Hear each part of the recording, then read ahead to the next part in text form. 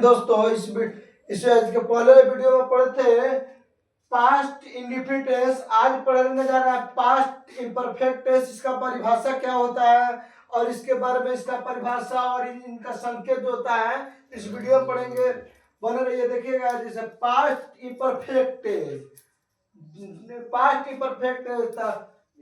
Past imperfect it past imperfect tense it indicate that an action action was going on even the time or speaking at past time but still incomplete. Past imperfect tense इसे past imperfect tense इसे यह बोध होता है कि भूतकाल में कोई कार्य जारी था या चल रहा था लेकिन फिर भी अधूरा रहा। अब इसका हिंदी समझिए, जो सिंबल होता है जिस हिंदी जिस हिंदी या उर्दू में भी ट्रांसलेशन लोग लिखते होते हैं। जैसे जिस हिंदी या उर्दू क्रिया के अंत में रहा था, रही थी तथा रहे थे इत्यादि प्रकार के शब्द जुड़े रहे तो उससे जुड़े रहे तो पास्ट इम्परफेक्ट में बनाया जाता है या समझा जाता है। इस वीडियो में देखिए, ध्यान दें, जिस हिंदी या उर्दू क्रियापद में रहा था, रही थी, रहे थे इत्यादि प्रकार के शब्द जुड़े रहे तो उसे पास्ट इम्परफेक्ट इसमें समझा जाता है या बनाया जाता है। जैसे देखिए, जैसे मैं स्कूल जा रहा था, मैं स्कूल जा रहा था। अब वो मेरे लिए यह काम कर रही थी। इधर समझिएगा, तुम क्रिकेट क्रिकेट क्रिकेट क्रिकेट खेल रहे थे।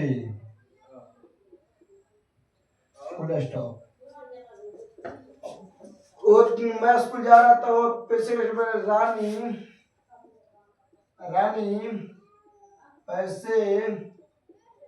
पैसे के लिए स्टेज और नाच रही थी। समझिए, रानी पैसे के स्टेज पर नाच रही थी।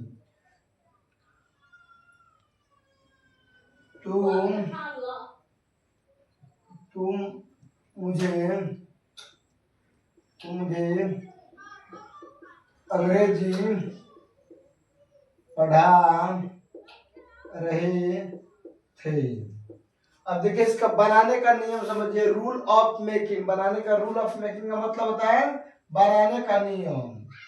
रूल ऑफ मेकिंग का मतलब होता है बनाने का नियम। अब इसका रूल समझिएगा।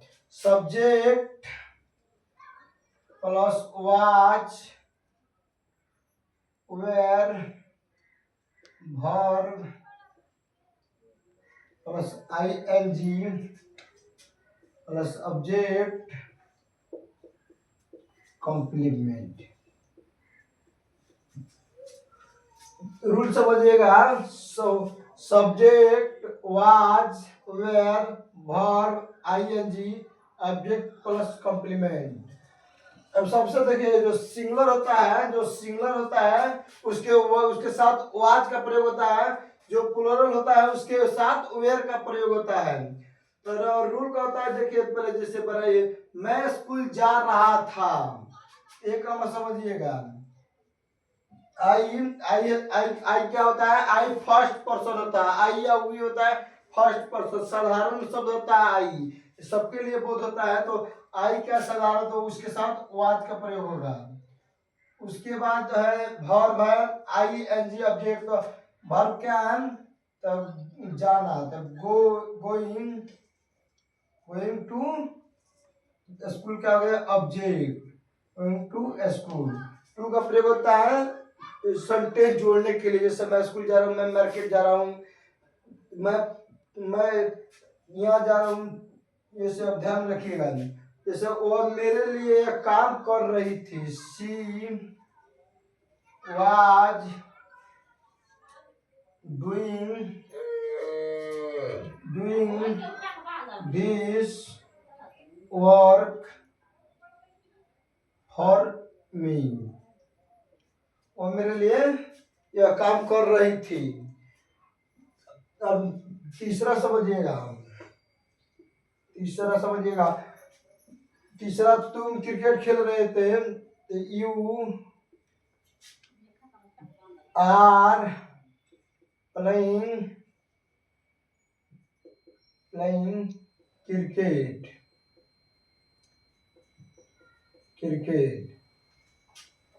अब चौथा समझिएगा, चौथा रानी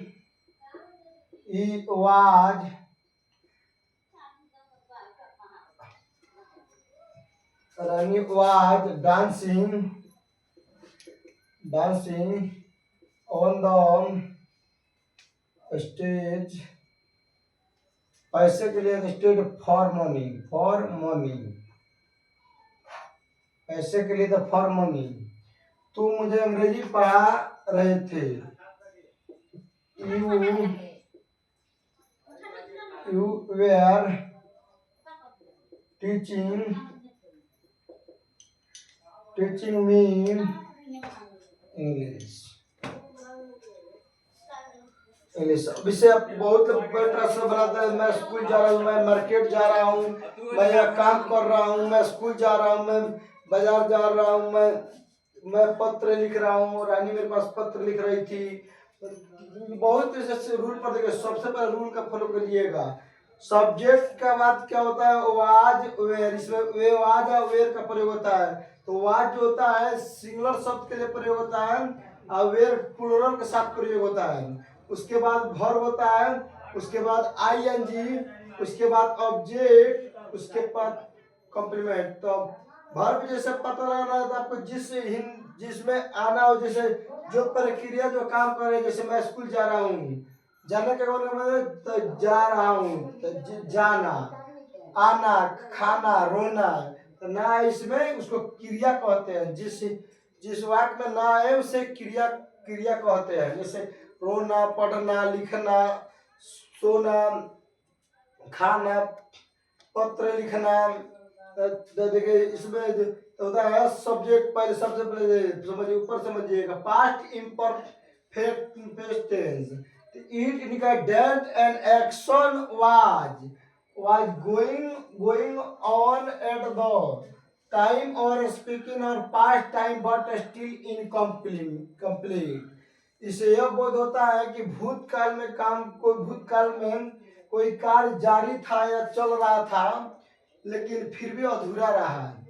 तो इसका संकेत समझिएगा, जिस हिंदी या उर्दू क्रिया के अंत में रहा था, रही थी, रहे थे तो इत्यादि प्रकार के शब्द जुड़े रहे तो उसे पास्ट इम्परफेक्ट टेंस में समझा जाता है या बनाया जाता है। जैसे मैं स्कूल जा रहा था,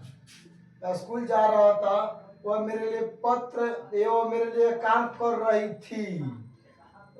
तुम क्रिकेट खेल रहे थे, रानी पैसे के लिए सिर्फ नाच रही थी, तुम मुझे अंग्रेजी पढ़ा रहे थे। तो अब इसका रूल देखिए, रूल होता है, रूल ऑफ मेकिंग का मतलब होता है बनाने का नियम। तो subject was were verb plus I N G object plus complement. तो I was going to school, मैं स्कूल जा रहा था। शी वाज डूइंग दिस, वो मेरे लिए काम कर रही थी। तुम क्रिकेट खेल रहे थे, you are playing cricket. Rani पैसे के step Rani was dancing on the stage for money, वो मुझे अंग्रेजी पढ़ा रहा था। You are teaching me English.